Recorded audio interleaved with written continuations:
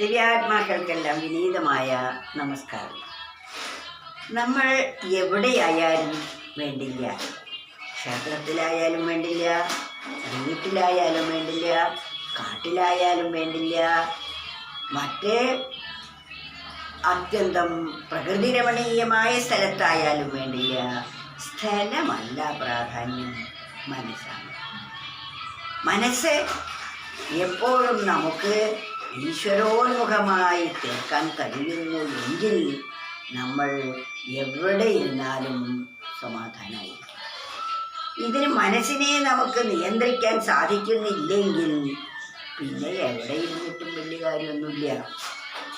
അതിനാൽ മനസ്സിനെയാണ് നമ്മൾ ശ്രദ്ധിക്കേണ്ടത്.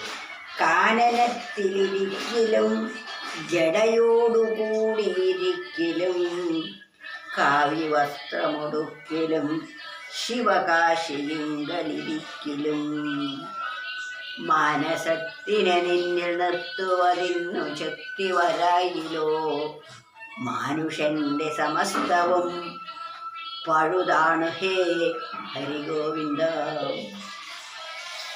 നമ്മൾ ശ്രദ്ധിക്കേണ്ട ഒരു കാര്യം നമുക്ക് ഒരു മുന്നറിയിപ്പ് തരികയാണ്. സന്യാസി വേഷം കെട്ടി അതുപോലെ ഏതെങ്കിലും ഒരു ദേവസ്ഥാനത്ത് പോയിരുന്നാൽ ബഹു കേമനായി അദ്ദേഹം സിദ്ധനായി എന്നെല്ലാം അജ്ഞരായ ജനങ്ങൾക്ക് തോന്നും. പക്ഷേ ഈ വ്യക്തിക്ക് അതുകൊണ്ട് വലിയ പ്രയോജനമില്ല. അദ്ദേഹത്തിന് പ്രയോജനം കിട്ടണമെങ്കിൽ തൻ്റെ മനസ്സിനെ നിയന്ത്രണ വിധേയമാക്കി ഈശ്വരോന്മുഖമായി തിരിക്കാൻ സാധിച്ചാൽ അവർക്ക് സഫലമാണ്. അതിനാൽ എവിടെ ഇരിക്കുന്നു എന്ന് നമ്മൾ നോക്കേണ്ടതില്ല, എന്ത് ചെയ്യുന്നു എന്നും അല്ല നോക്കേണ്ടത്. അതിനാൽ വളരെ ശ്രദ്ധയോടുകൂടി വേണം നമ്മളിവിടെ ജീവിക്കാൻ എന്ന് മുന്നറിയിപ്പ് തരികയാണ്. ആരുടെയും വലയിൽ നമ്മൾ കുടുങ്ങുകയും ചെയ്യരുത്. ഒരു വേഷം കണ്ട് ഭ്രമിച്ച് അതിൽ വീണുപോയാൽ നമുക്ക് സത്യം അറിയാൻ സാധിക്കുകയില്ല. അതിനാൽ ഗുരുവെ പരീക്ഷിച്ചു സ്വീകരിക്കൂ, ഗുരുവേഷം കണ്ടു ഭ്രമിച്ചിടേണ്ട, പരിശോധിക്കാതെ വരിച്ചുകൊണ്ടിടുകിൽ പരിതാപം തീരില്ല എന്നറിയൂ എന്ന്.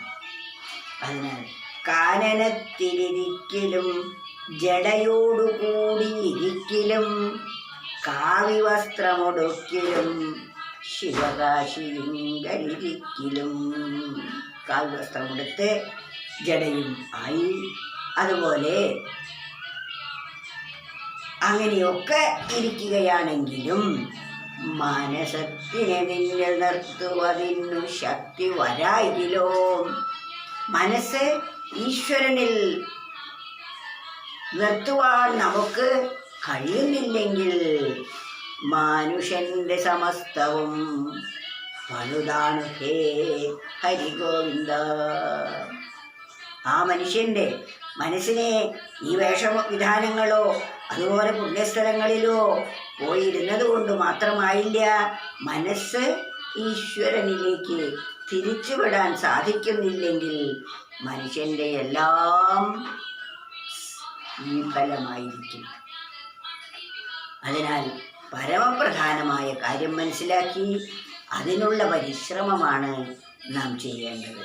ഇതൊന്നുകൂടി നമ്മൾ വിചാരം ചെയ്ത് മനനം ചെയ്ത് ഉറപ്പിക്കേണ്ടതാണ്. വീണ്ടും വീണ്ടും വീണ്ടും നമ്മൾ ഇതൊക്കെ അനുസന്ധാനം ചെയ്യുമ്പോൾ മാത്രമേ നമ്മുടെ മനസ്സിൽ ഇത് നിലനിൽക്കുകയുള്ളൂ.